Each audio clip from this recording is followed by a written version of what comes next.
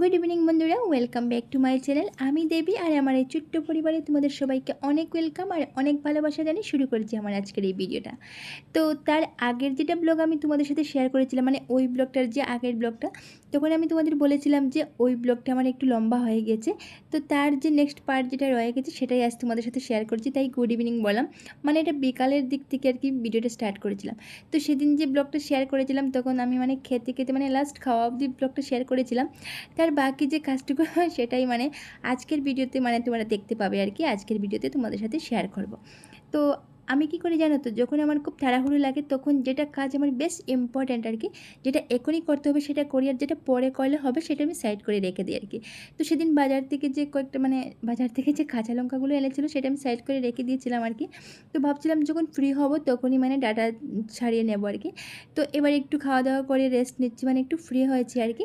তো এবার কি করলাম, এই লঙ্কাগুলো প্রথমে ধুয়ে তারপর ডাটা ছাড়িয়ে একটা কন্টেনারে রেখে দিলাম। এবার এগুলোকে ফ্রিজে রেখে দেবো। তো তোমরা জানো এটা যদি আমি একদম পুরো রেডি করে রেখে দিই তাহলে কি হবে, এই রান্নাবান্না করার সময় বেশ সুবিধা হবে। মানে তাড়াতাড়ি আমি এই রান্নার সময় হাতের কাছে খুঁজে পাবো। তাই বলতে পারো আমি একদম ধুয়ে টুয়ে রেডি করে তারপর ফ্রিজে রেখে দিই আর কি। আর এখানে যে দেখতে পাচ্ছ কাপড়গুলো আমি ভাঁজ করে নিচ্ছি, এগুলো আমি সকালবেলা কেচে দিয়েছিলাম, তোমরা দেখেছো। তো এই যে বেডশিটটা দেখতে পেলে যেটা আমি এখানে ভাঁজ করে রাখলাম, এটা না বিশাল বড় একটা বেডশিট। মানে বড় তো ঠিক আছে, যেটা মানে সাইজ মতোই হয়, কিং সাইজ আর কি। তবে কিন্তু মানে ভারী একটু বেশি বলতে পারো, ওই যে বললাম ছোটোখাটো ব্ল্যাঙ্কেটের মতোই। তো মানে এটা শুকতে না অনেকটা সময় লাগে। তো আমি সকালবেলা ধুয়ে দিয়েছিলাম মোটামুটি 9টা 9:30 বাজে। তো অনেকটাই মানে রৌদ্র পেয়েছে বলতে পারো, তো শুকিয়ে গেছে। তো তাই আর কি এগুলোকে এনে আর ভাঁজ টাজ করে আমি রেখে দিলাম। আর এখন হচ্ছে ওই সন্ধ্যাবাতি দিয়ে এসে একটু ফল কাটছি আর কি। তো অ্যাকচুয়ালি আমার মামার তো বোন এসেছে, তো ওকে বলেছিলাম একটু চা খা। তো বলছে না চা খাবে না, বিস্কুটও খাবে না, কিছু খাবে না। তো এখানে বসে বসে ফল কাটছিলাম, আনারস কাটবো আর আম কাটবো।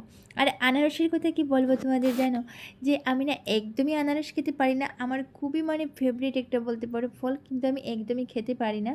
তারপরেও কিন্তু আমি ছাড়ি না, আমি এক পিস হলেও খাই আর কি।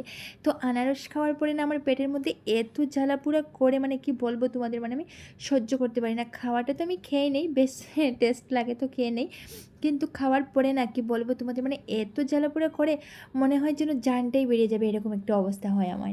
আর এই আনারসটা খাওয়ার পর যখন না আমার মানে খুব বেশি পেটে জ্বালাপোড়া করে, মানে যখন এই প্রবলেমটা ফেস করি আর কি, তখন আমার হাজব্যান্ড আমাকে খুব গালি দেয়। মানে আমার যখন কষ্ট হয় আর কি, তখন ওর দেখে মনে হয় ভালো লাগে না, তখন গালি দেবে, বলবে জিভটাকে তো কন্ট্রোল করতে পারো না, যেটা তোমার সহ্যই না হয় সেটা কেন খাও, এরকম গালি দেয় আর কি। তবেও আমি কিন্তু ছাড়ি না আনারসটা, বলতে পারো 1-2 পিস হলেও খাই। আর তারপরে বোনকে বললাম যে চল আয় এবার, বিস্কুট খাবি না চা খাবি না, তাহলে চল সবাই মিলে একটু ফল খাই। তো কেটে দেখো রেডি করে আর এখানে সবাই মিলে খেতে বসে গেলাম। তো নুনটা মাখিয়ে আমি আনারসের মধ্যে নুন মেখেছিলাম, তো একটু কম হয়ে গেছে, আমি অল্প আর একটু নিয়েছিলাম। তো এদিকে হাজব্যান্ডকে বারবার না করছিলাম যে তুমি নুন খাবে না, আমার এখান থেকে নেবে না, কারণ হচ্ছে ওর হাই প্রেশার।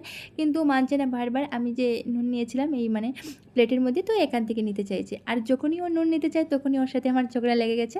আর ঝগড়াটা দেখে আমার বোন হাসতে হাসতে এদিকে ওর ভিন লেগে গেল।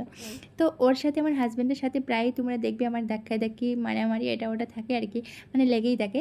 তো এটাকে তোমরা মারামারি বলবে না, এটা মানে আমাদের মধ্যে কি বলে, মানে ধরে নাও খুনসুটি আর কি, এটা ওটা লেগেই থাকে।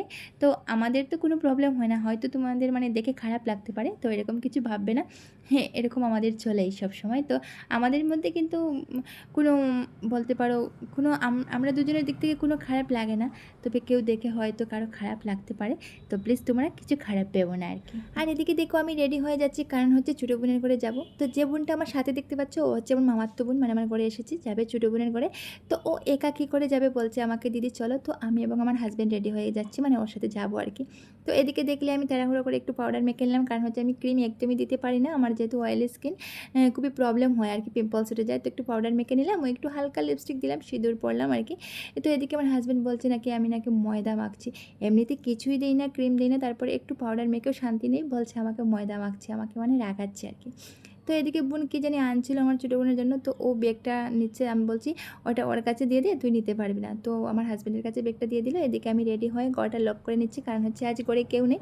আর তোমরা তো দেখেছি আমি কত তাড়াহুড়ো করে রেডি হয়ে বেরিয়েছি, আর এদিকে আমার হাজব্যান্ড বলছে আমি নাকি লেট করছি, দিল জানো তো মাথাটাই নষ্ট করে। তারপর দিলাম ওকে একটা একটু মাথাটা নষ্ট করে দিল তাই। তো তারপরে আমরা বেরিয়ে গেলাম ফাইনালি। আর আজ কিন্তু আমরা বাইক নিইনি, কারণ হচ্ছে বৃষ্টি পড়ছে, তার উপর আমরা এদিকে লোক 3 জন আছি, যেতে পারবো না আর কি। তো আমরা একটা টুকটুক করেই রাইতের করে গেলাম।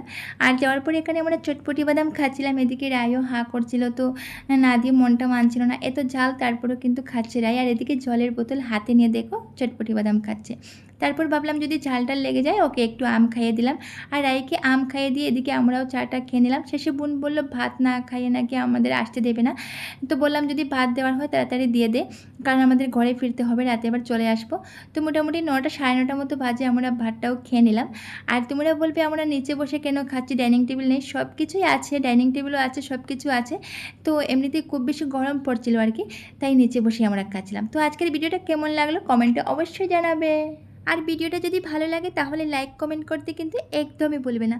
তো চলো আজকের মতো ভিডিওটা এখানেই এন্ড করছি, ফিরছি খুব তাড়াতাড়ি আরেকটা নতুন ভিডিওর সাথে। ততক্ষণে তোমরা সবাই খুব ভালো থাকো, সুস্থ থাকো, আর তোমাদের পরিবারের সকলকে নিয়ে ভালো থাকো।